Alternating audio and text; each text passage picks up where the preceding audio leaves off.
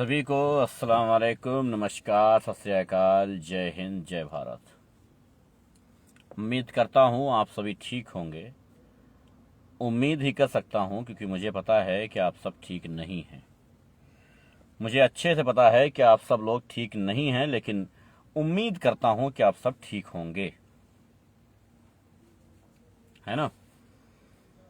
ये live special मुसलमान भाइयों के लिए ही है। जो भाई मुसलमान भाइयों के मज़े लेना चाहते हों वो आ सकते हैं, वो इस लाइव को सुन सकते हैं, वो इस लाइव को समझ सकते हैं। लेकिन स्पेशली ये लाइव मुसलमानों के लिए ही है, क्योंकि मुसलमानों को लगातार मैं बताता रहता हूँ, लगातार मैं चिताता रहता हूँ, और उसके बावजूद वो गलतियाँ वो बार बार करते हैं, 1000 बार करते हैं।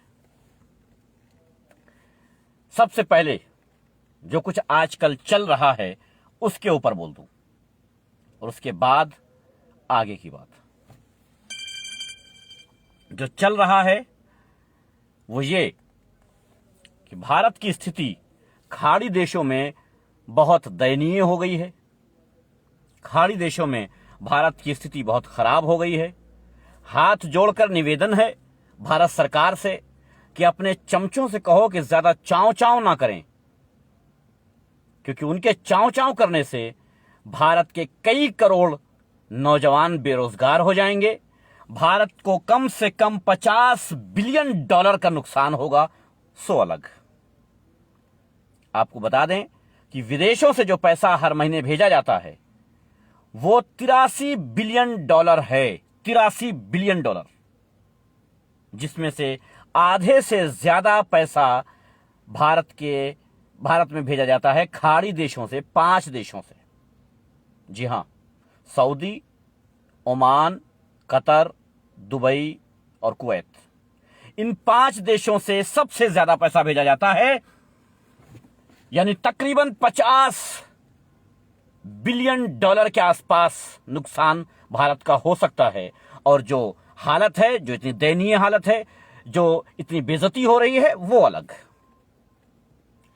हम जो विदेशों में रहते हैं वो इस काबिल नहीं है कि हम कुछ बोल सकें। हम बोलने के काबिल नहीं है। एक तरफ हमारा वतन है, जन्मभूमि है, दूसरी तरफ कर्मभूमि है। और हां, सिर्फ कर्मभूमि नहीं है, वहां बात वो भी है जो हक है, इंसाफ है और सच है। एक तरफ जन्मभूमि है जो गलत है, सरासर गलत है, तो जाहिर है कि हम उधर जाएंगे जो सच है, जो सही है, जो इंसाफ है। तो मैं भारत को बता देना चाहता हूं, भारत के राष्ट्रपति, भारत के प्रधानमंत्री को बता देना चाहता हूं कि महाराज, इस देश को बख्श दो। तुम्हारे चमचों ने इस देश की ऐसी की तैसी कर डाली है, हम लोग कहीं के मुंह दिखाने के लायक नहीं बच रहे हैं। इस बात के मजे लेने में बहुत अच्छा लगता है कि साहब फला ने ये टोक दिया, फला ने मना कर दिया, फला ने मना कर दिया, फला ने रोक लगा दिया, फला ने बेइज्जत कर दिया, फला ने जलील कर दिया भारत को। कहने में, पोस्ट करने में बहुत मजा आता होगा, लेकिन यकीनी तौर पे जो बेइज्जती महसूस होती है वो आप समझिए, वो बात आप समझिए। वालेकुम अस्सलाम। हाँ, मैं भी तो मैं तो नहीं हूं, मुझे कोई पूछता ही नहीं। मैं बिल्कुल पूछूंगा, क्यों नहीं पूछूंगा। मैं तो पूछने के लिए ही हूं और मैं पूछता रहता हूं। बहरहाल, अब बात करता हूं मुसलमानों की। देखिए, ये बात हमारी जो हो चुकी है, अब बात करता हूं मुसलमानों की। मुसलमान भाइयों, तुमसे मैंने कितनी बार कहा है कि अपना तथाकथित मसीहा जो आए दिन बनाते रहते हो, इन्हें बनाना छोड़ दो। अगर शेयर करोगे, 4 मुसलमान शायद और जुड़ जाएं और उनको हकीकत पता चल जाए, उनके जलील होने की वजह क्या है, उन्हें जलील होने की नींव कहां पड़ती है, यह पता चल जाए। खान फैसल कह रहे हैं मेरा क्या हुआ भाई? किस मामले में भाई? जो भी है मैसेंजर करिए भाई, मुझे नहीं पता आप किस मामले में कह रहे हैं मेरा क्या हुआ। आई थिंक आपने शायद वीजे के लिए कहा हो, शायद एक आदमी ने मुझसे कहा था, शायद आप ही हो। बहरहाल, जो भी हो मैसेज कर दो भाई, ठीक है। बहरहाल, मुसलमानों से मैं लगातार कहता हूं कि तथाकथित मसीहा बनाना छोड़ दो, तुम जलील होते रहोगे। लेकिन मुसलमानों ने कभी नहीं छोड़ा। अब मैं तुम्हें दिखाता हूं वो हकीकत जो पोस्ट कर चुका हूं, जो तुम्हें मालूम है। अब मैं तुम्हें वो हकीकत दिखाता हूं ये नाम तो अच्छे से जानते होगे, ये नाम अच्छे से जानते होगे, ये चेहरा पहचानते होगे। 89K फॉलोअर्स हैं, 89K फॉलोअर्स हैं, अधिकतर मुसलमान हैं। 89K फॉलोअर्स हैं और अधिकतर मुसलमान हैं। यह बंदा है अमित जानी। आज मैं फिर वो करने लगा हूं जो बहुत पहले छोड़ चुका था। यह बंदा है अमित जानी। इस बंदे ने मुसलमानों के पैगंबरों से लेकर के, मुसलमानों के नबियों से लेकर के कोई कसर नहीं छोड़ रखी थी। पूरी तरीके से आतंक फैला रखा था इसने कुछ लोगों के साथ मिलकर इसने कोई कसर नहीं छोड़ रखी थी और पूरी तरीके से मुसलमानों के खिलाफ एक जंग छेड़ रखी थी इसने मुसलमानों के खिलाफ। और अचानक से ये चला गया शिवपाल की पार्टी में। जब शिवपाल ने नई पार्टी बनाई, उस पार्टी में चला गया और मुसलमानों का सबसे प्रिय बन गया। मुसलमानों से माफी मांग लिया कि हमने जो कुछ आज तक किया है वो मेरी गलती थी। हमने जो कुछ आज तक किया है, मैं इंसान नहीं था, मैं जानवर था, मैं कुत्ता था, मैं हैवान था, सब कुछ कह गया वो बंदा।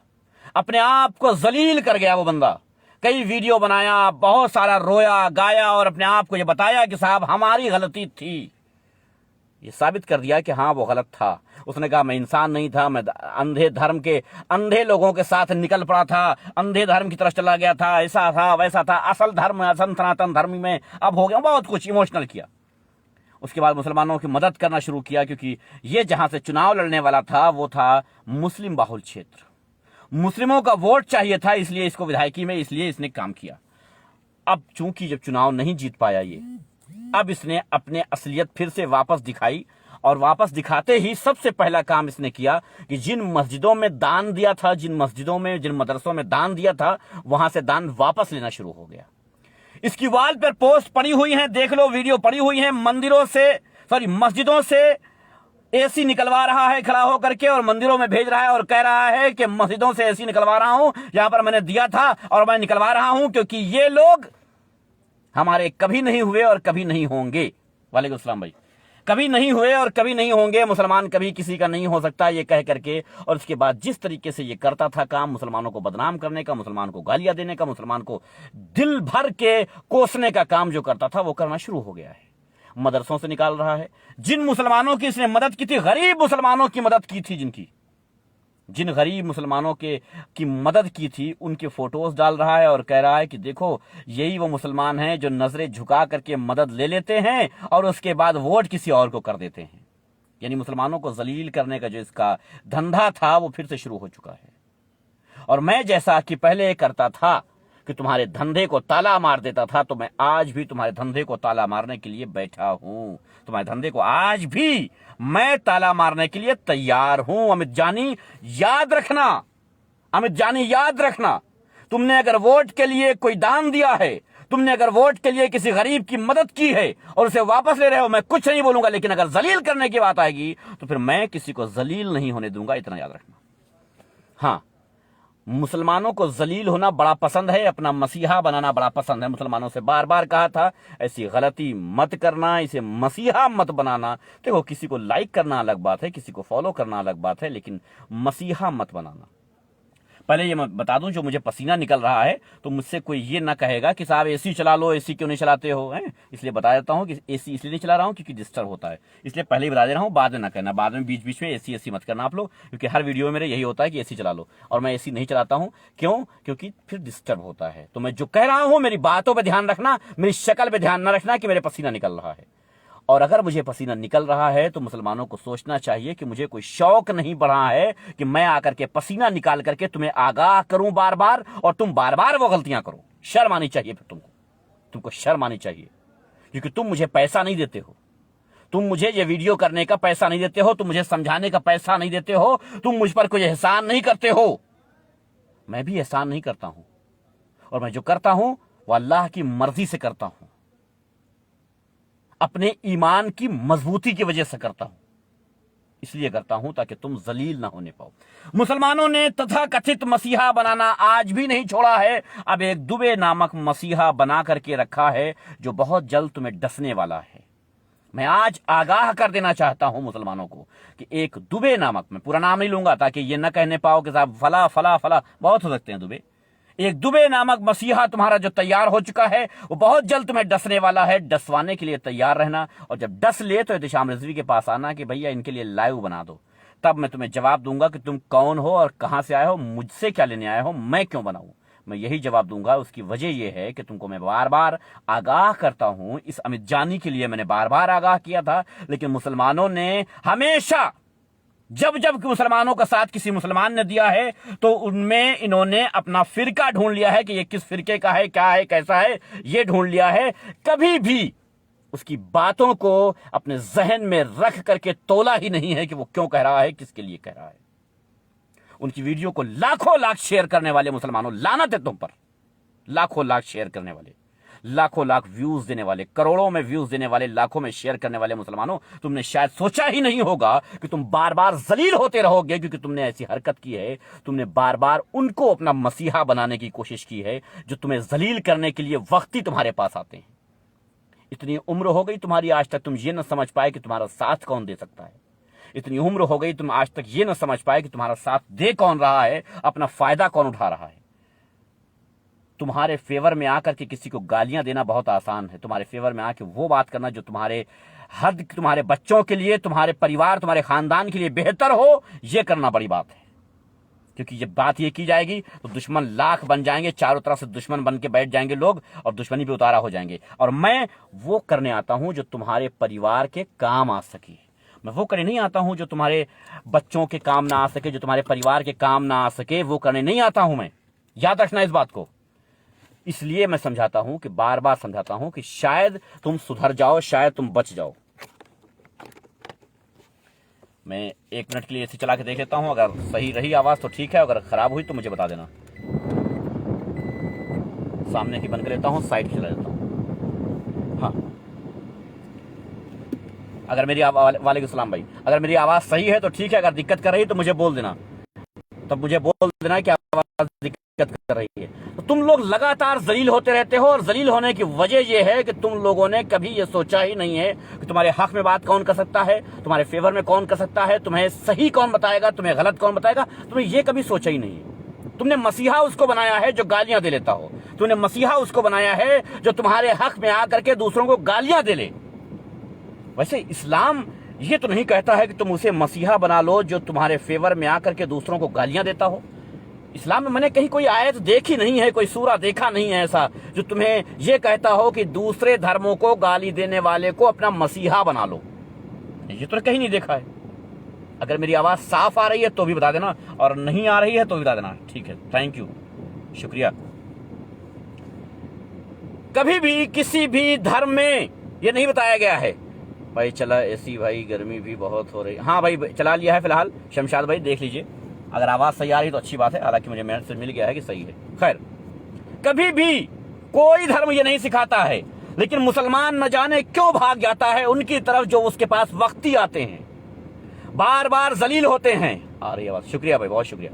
बार बार जलील होते हैं, जलील हो के आते हैं, अपने ऊपर थुकवा के आते हैं बार बार। अब पोस्ट दिखाऊं मैं लाचारी का, मजबूरी का, किस तरीके से वो फायदा उठा रहा है, किसी की मजबूरी को किस तरीके से वो जलील कर रहा है। सबसे पहले ये वीडियो देख लो। मस्जिद से एसी निकलवा रहा है, वीडियो बना रहा है, पोस्ट कर रहा है कि भाई मस्जिद से एसी निकलवा करके मंदिर में भेज रहा हूं, मदरसे से निकलवा रहा है। उसके बाद मस्जिद मदरसों को दी गई सुविधा वापस लेने का काम शुरू। खिवाई के मदरसे से एसी निकलवा के मंदिर को भिजवाया जा रहा है। धर्म के आधार पे मदद, एहसान सब भूल जाने वाले और अंत में खाकर गाली देने वाले लोगों के पास एक कील भी नहीं छोड़ी जाएगी। 2022 रिकवरी का साल है। 1 रुपया भी खर्च होगा तो अब हिंदू हित में होगा। ये साफ तौर पे इसने बता दिया है, साफ तौर पे समझा दिया है कि अब 1 भी रुपया खर्च होगा तो हिंदू हित में होगा, लिख दिया है पोस्ट इसने। उसके बाद और पोस्ट दिखा देता हूं ताकि तुम लोग समझ जाओ कि इसकी असलियत क्या है। क्यों भाई, एक पोस्ट आज ही डिलीट कर दिया क्या? आहा, क्यों अमित जानी, मेरे पोस्ट के बाद तुमने पोस्ट भी डिलीट करने शुरू कर दिए? सॉरी, मुझसे गलती हो गई, मैंने स्क्रीनशॉट नहीं लिया। जिस मजलूम का तुमने फोटो डाला था, पोस्ट डाला था और उसका मजाक बनाया था, शायद जल्दबाजी कर दी, हमने स्क्रीनशॉट नहीं लिया।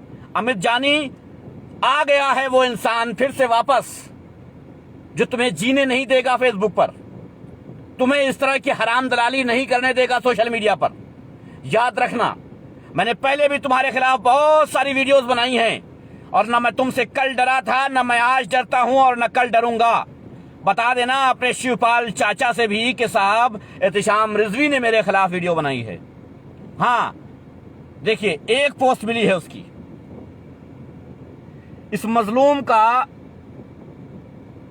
फोटो डाल करके और इसमें लिख दिया है, ये कस्बा सिवाल खास के सलमान मियां हैं, बारिश पड़ी तो इनके घर की छत भरभरा के गिर गई, हमको मालूम पड़ा हम नेता क्या होता और हम कैसे काम करता है ये बताना चाहते थे।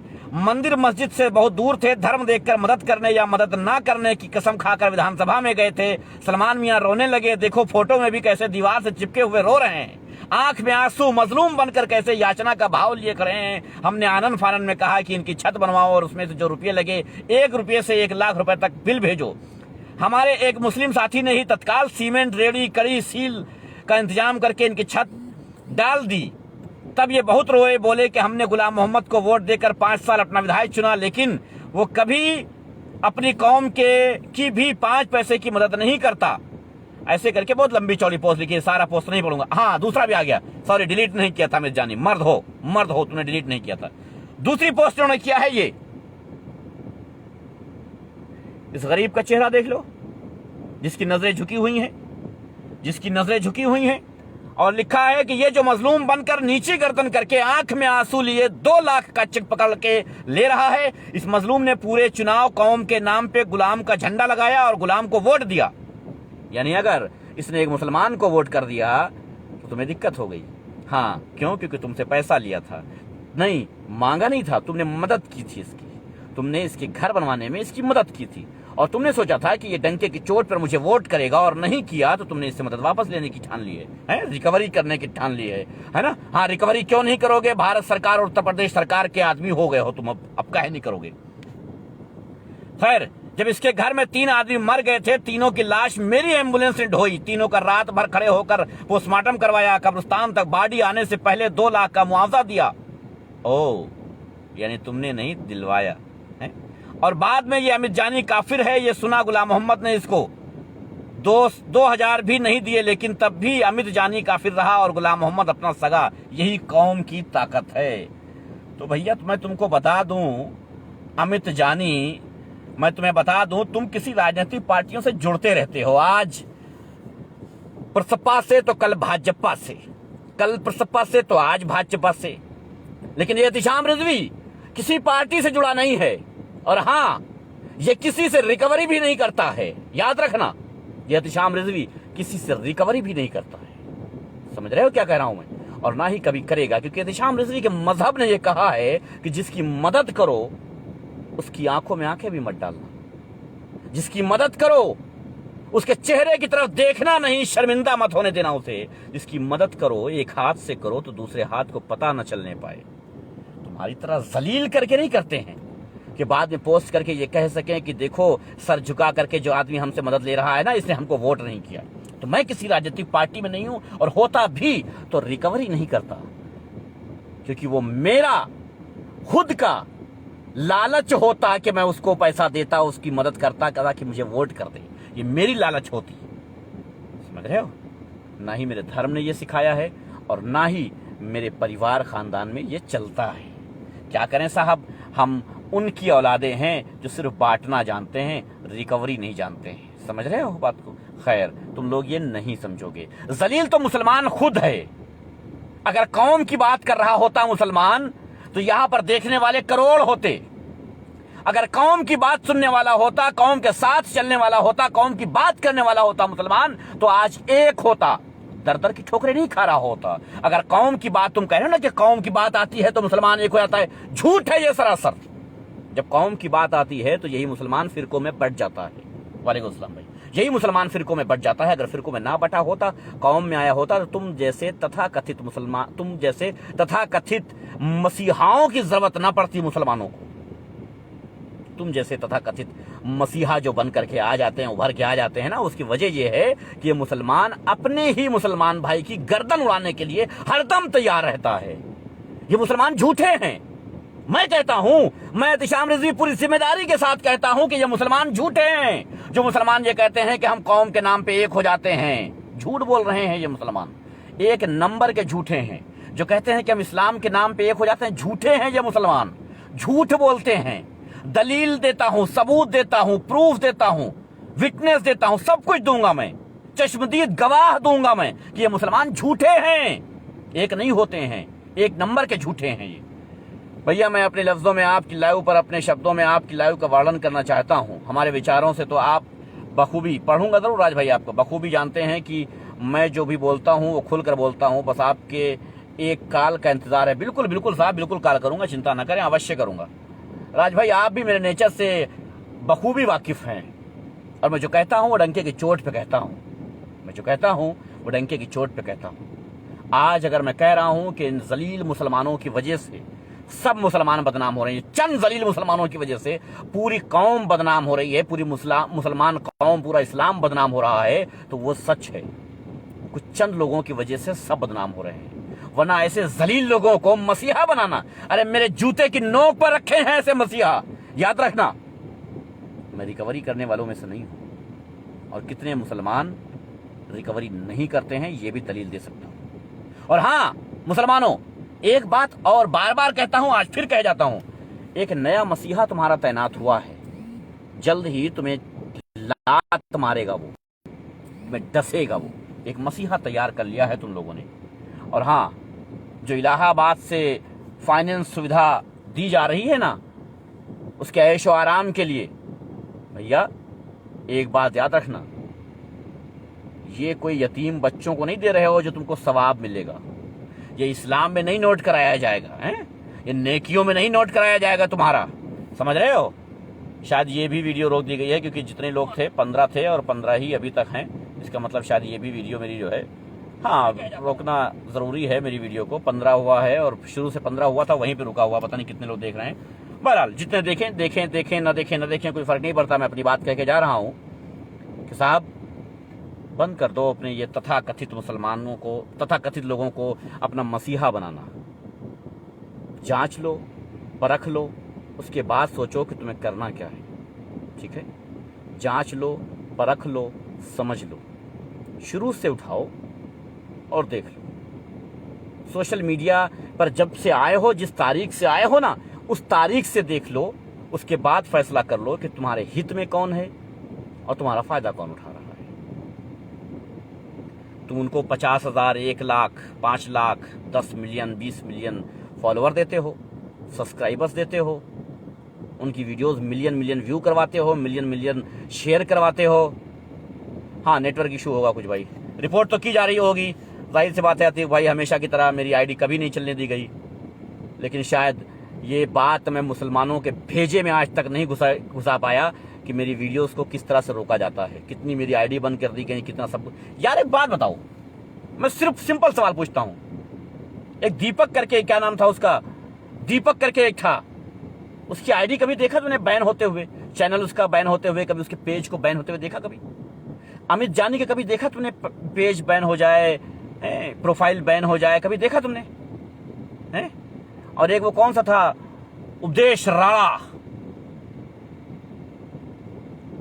राणा, कभी देखा तुमने उसकी आईडी फ्रीज हो जाए, रोक दी जाए, कभी देखा तुमने? नहीं।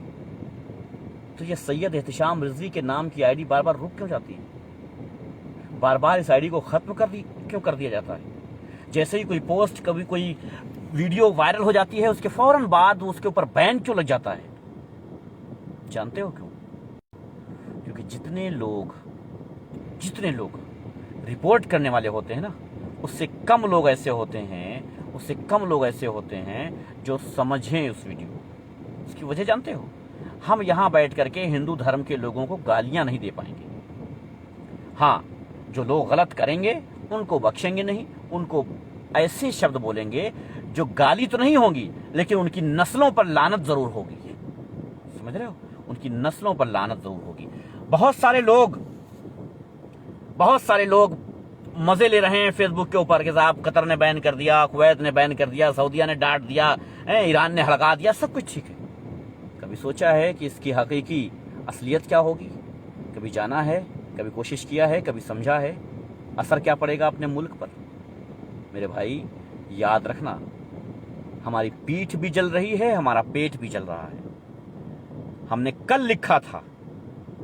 लिखा था पोस्ट में और कहा था कि मोदी जी मान जाइए, अपने इन चपड़गंजुओं को रोक लीजिए, वरना शायद अंजाम जहां तक पहुंच सकता है सोचा नहीं क्या होगा।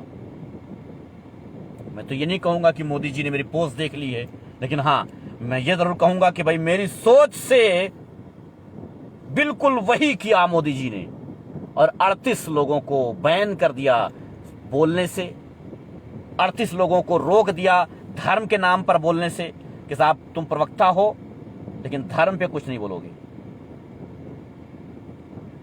रोक दिया उन लोगों को जो इनके प्रवक्ता थे बीजेपी के। ये कह दिया जो ऑथराइज लोग हैं वही जाएंगे डिबेट में, कोई भी नहीं पर्सन बन के आ जाएगा भाई मैं बीजेपी का स्पोक पर्सन हूं, उसके बाद बकबक करके चला जाएगा किसी धर्म पर। रोक दिया। बहुत कुछ किया मोदी जी ने, इसके लिए बहुत शुक्रिया अदा करता हूं। वो डर हो, वो खौफ हो, वो कुछ भी हो, वो नीति हो, रणनीति हो, राजनीति हो, कुछ भी हो, लेकिन मोदी जी ने किया ये सच। जो किया उसके बारे में कहना चाहिए कि किया है। वो अलग बात है कि कुवैत और कतर में उनके सामान को बैन कर दिया गया है। वो अलग बात है कि जॉर्डन जैसे मुल्क तक, न जाने और कितने मुल्क, तकरीबन मुझे लगता है शायद 19 मुल्क हो गए, शायद 19 मुल्क हो गए हैं जो भारत को आंख दिखा चुके हैं। 19 मुल्क हैं। तुर्की से गेहूं वापस कर दिया गया, उसको मिस्र भेजा, उसने भी वापस कर दिया। सामान रोक दिया गया है कि साहब भारत का सामान नहीं बेचा जाएगा। ये सब कुछ किया जा रहा है। कतर में, कुवैत में मुसीबत छाई हुई है, इनके सामान को बंद कर दिया गया है। दुनिया में मजाक बन रहा है, सब कुछ ठीक है, लेकिन इसके चलते जो एक्शन लिया है वो जरूरी था। हां, ये जरूर कहूंगा कि एक्शन काफी नहीं है ये, लेकिन जरूरी था, बहुत जरूरी था। और मुसलमानों से कितनी बार कहा है कि अपने इन चपड़गंजुओं को 5-5 हजार, सही कहा आपने आतिक भाई, ये 5-5 हजार वाले को दाढ़ी और टोपी लगा करके 5,000 रुपए लेकर के चले जाते हैं, डिबेट में बैठ जाते हैं मुसलमान। खींच के मारो इनको। किसने इनको बनाया है इस्लाम का स्पोक पर्सन? किसने बनाया है इन्हें? मुसलमानों ने इलेक्शन करके इनको बनाया है? किसी मुसलमानों की कमेटी ने इनको बनाया है? कैसे पहुंच जाते हैं ये बोलने वहां पर? Islamic scholar. कौन है ये स्कॉलर? कहां से आए हैं? इस्लाम की क्या जानकारी है इनको? भाई अगर तुम्हारे पास कोई ऐसा इस्लामिक स्कॉलर है तो उसको मेरे डिबेट में ले आओ किसी दिन, मैं साबित कर दूंगा कि वो जाहिल है, गंवार है, इस्लामिक स्कॉलर बिल्कुल नहीं है। और हां, वो भारतीय मीडिया, वो चपड़गंजू, वो गधे, वो सुअर, सुन, ये तारिक फतेह को लेकर के आते हो पाकिस्तान से ना, शराबी को, पहले ये पाकिस्तानी था, ये शराबी, इसकी लड़कियों के साथ शराब पीते हुए बहुत वायरल। पहली बात तो मैं तुम्हें बता दूं, गधों, इस्लाम में शराब जायज नहीं है, हराम है, पहली बात मैं बता दूं। बहरहाल दूसरी बात, ये शराबी, जुआरी, नशेड़ी, अय्याश, इसको इस्लामिक स्कॉलर लिख करके जो लेके आते हो, पहले ये पाकिस्तानी था। हां, फिर पाकिस्तान से भाग गया, पाकिस्तान में जूते मारे गए और भाग गया। अब जाकर के दूसरी कंट्री में बैठ करके वहां की नेशनैलिटी लेकर के और भारत की तरफ से इस्लामिक स्कॉलर बन के आ रहा है। इसके पास आधार कार्ड है भारत का क्या? भारत के किसी भी मुद्दे में एक पाकिस्तानी को या किसी विदेशी को ला करके बिठाने की मजाल कैसे होती है तुम्हारी? और मैं ये पूछता हूं भारत के मुसलमानों से कि तुम किस बेस पे भारतीय मीडिया से ये सवाल नहीं करते हो कि ये कौन है जिसको तुम बिठा रहे हो? चलो वो तो विदेश में बैठा है, तुम वहां तक नहीं पहुंच सकते हो, भारत की मीडिया तक पहुंच सकते हो ना। ट्विटर पे हैशटैग चलाना जानते हो, फेसबुक पे पोस्ट डालना जानते हो, हैं? तथा कथित मसीहा बनाना जानते हो, मसीहाओं को गले लगाना, जिंदाबाद जिंदाबाद के नारे लगाना जानते हो। एक रिजवान नाम का भी, अच्छा कोई रिजवान नाम का भी देखिए, जो भी है, रिजवान नाम का, तारिक नाम का, पता नहीं कौन कौन से आते हैं, मुझे नाम भी नहीं याद है सारे, लेकिन जितने हैं ये स्कॉलर कैसे हैं, कैसे हैं, इस्लाम के जानकार कैसे हैं, ये कौन सी जानकारी इनके पास ऐसी इस्लाम की है जो हमारे पास नहीं है, मैं जानना चाहता हूं। हाँ, तो आप इस्लाम कबूल कर लीजिए अगर राज भाई, तो आप पर भी हराम हो जाएगी शराब। आप इस्लाम कबूल कर लीजिए, आप पर भी शराब हराम हो जाएगी। जैसे तारिक फतेह पर हराम है, वैसे आप पर भी हराम हो जाएगी। क्या ख्याल है? अब ये मत कह दीजिएगा कि सैयद एहतिशाम रिजवी ने लाइव डिबेट में या लाइव में राज भाई से ये कह दिया कि साहब इस्लाम कबूल कर लो, धर्म परिवर्तन करवा दिया। तो धर्म परिवर्तन नहीं करवा रहा हूं, लेकिन हाँ कह रहा हूं कि इस्लाम में शराब हराम है, नाजायज है, जायज नहीं है, शराब हराम है। इसलिए समझा रहा हूं मुसलमानों को कि इन शराबियों की बातों को खत्म करो, इन गधों को टेलीविजन पर जाने से रोको और तथा कथित मसीहा बनाना छोड़ो। अगर तथा कथित मसीहा बनाना छोड़ोगे नहीं तो इसी तरह बदनाम होते रहोगे, जलील होते रहोगे हमेशा हमेशा। याद रखना, ये वीडियो बहुत जरूरी समझता था मैं काफी दिन से सोच रहा था बनाने के लिए, लेकिन नहीं बना पा रहा था। आज मैंने बना दिया है। मर्जी तुम्हारी, शेयर मत करना, इसको लोगों तक पहुंचाना नहीं। अगर लोगों तक पहुंचा दोगे तो तुम जलील हो जाओगे, मुसलमान जलील हो जाएगा। एहतिशाम रिजवी की वीडियो इसलिए तो नहीं पसंद है ना कि एहतिशाम रिजवी मुसलमानों को जलील कर देता है। अब भाई हक हम बोलते हैं, जलील तुम होते हो तो हम क्या करें? हक हम बोलते हैं, अगर जलील तुम होते हो तो हम क्या करें? अगर तुम्हें यही पसंद है तो फिर मैं क्या करूं? मेरी वीडियो को सुनो ना सुनो, शेयर करो ना करो, बैन करवाओ प्रोफाइल को, सब कुछ करवाओ, मर्जी तुम्हारी। लेकिन मैं जो कर सकता हूं वो करता रहूंगा, समझ रहे हो? मैं जो करता हूं वो करता रहूंगा। इसलिए समझा रहा हूं कि तथा कथित मसीहाओं को लात मार दो, छोड़ दो उनको, और अनफॉलो और अनसब्सक्राइब जरूर कर देना, क्योंकि अगर नहीं करोगे तो उनका हौसला बढ़ता रहेगा। तुम लोग समझ नहीं रहे हो क्या खेल चल रहा है। इतनी भी जाहिलियत मत दिखाओ कि दुनिया को ये पता चल जाए कि तुम जैसे गधे और दुनिया में कहीं है ही नहीं है। इतनी भी जाहिलियत मत दिखाओ। 600 साल हुकूमत की हमने, 1200 साल हुकूमत की हमने, वालेकुम सलाम, 1200 साल हमने हुकूमत की और 1500 साल हमने हुकूमत की और ये उखाड़ लिया और वो कर लिया और ये, भाई कुछ भी कर लिया हो तुमने, आज तुम्हारी हैसियत क्या है? कोई भी आता है और तुम्हारे किसी भी रिस्पेक्ट करने वाले इंसान को या रिस्पेक्ट करने वाली किसी ऐसी चीज को या तुम्हारे धर्म को, तुम्हारे मजहब को गाली दे करके चला था, क्या उखाड़ लेते हो उसका? तुम क्या उखाड़ लेते हो उसका? वजह जानते हो? क्योंकि उनको पता चल चुका है कि तुम कुछ नहीं उखाड़ सकते हो, क्योंकि इनको पता चल चुका है कि तुम जाहिल हो, तुम गंवार हो, तुम हुल्लड़ कर सकते हो, तुम शोर कर सकते हो, इसके सिवा कुछ नहीं कर सकते हो। तुम्हें तरीके नहीं पसंद है कि क्या तरीका होना चाहिए। मैंने अपनी एक पोस्ट के जरिए कहा था, पूछा था लोगों से कि भाई कितनी एफआईआर की हैं अब तक नूपुर के खिलाफ? किसने जवाब दिया कितनी की है? कितनी एफआईआर हुई है नूपुर के खिलाफ? बताओ मुझे। 1 लाख, 2 लाख, 5 लाख, 20 लाख, 50 लाख? कितनी? आबादी कितनी है मुसलमानों की? 20 करोड़। एफआईआर कितनी हुई? 20 हुई है? नहीं हुई। कहते साहब हम क्या करें, पुलिस सुनती नहीं है। हाँ, नहीं सुनती है। अदालत नाम की कोई चिड़िया होती है, वहां भी हो सकता है, जा सकते हो आप कोर्ट तक। कोर्ट तक गए, अब ये कहते हो आप कोर्ट तक कैसे जाए, वो सुनते नहीं। अरे जाओ तो पहले। एक की नहीं सुनेगा, 20 करोड़ की भी नहीं सुनेगा क्या? जाओ तो वहां तक। लेकिन नहीं, मैं पूछूंगा तो मुझसे कहेगा एहतिशाम रिजवी तो हिम्मत कैसे हुई मुसलमानों को ललकारने की? यही कहोगे। आपकी लाइव आज के बाद नहीं दिखूंगा, आप तो हमारा धर्म परिवर्तन करने लगे। लाहौर बिल्कुल सही है राज भाई, आप तो मुसलमान हो गए, उर्दू बोलने लग गए, अरबी बोलने लग गए, फिर आप तो हो गए मुसलमान भाई। अब तो हम धर्म परिवर्तन करवा चुके आपका है। पढ़ो, अच्छा चलो बिस्मिल्लाह पढ़ो, पढ़वा दें। खैर कोई बात नहीं, अब तो राज भाई मुसलमान हो गए हैं। अब इनका नाम हम रख देते हैं राज अहमद, है ना? खैर कोई बात नहीं।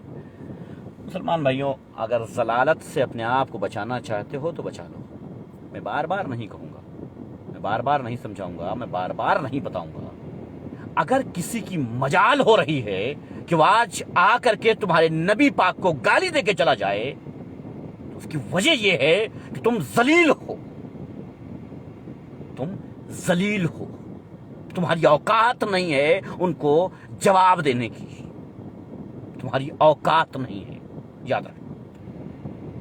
हाँ, एक बात अच्छा है, एक बात बहुत अच्छी है, उसके लिए शुक्रिया अदा करता हूं मुसलमानों का कि तुमने कभी ऐसे लोगों को जवाब वैसे नहीं दिया जैसे वो चाहते हैं, क्योंकि वो चाहते हैं कि तुम उनके धर्म को गालियां दो, उनके भगवानों को गालियां दो, तो आप ये नहीं करते हो, तो ये अच्छी बात है, इसके लिए आपका शुक्रगुजार हूं।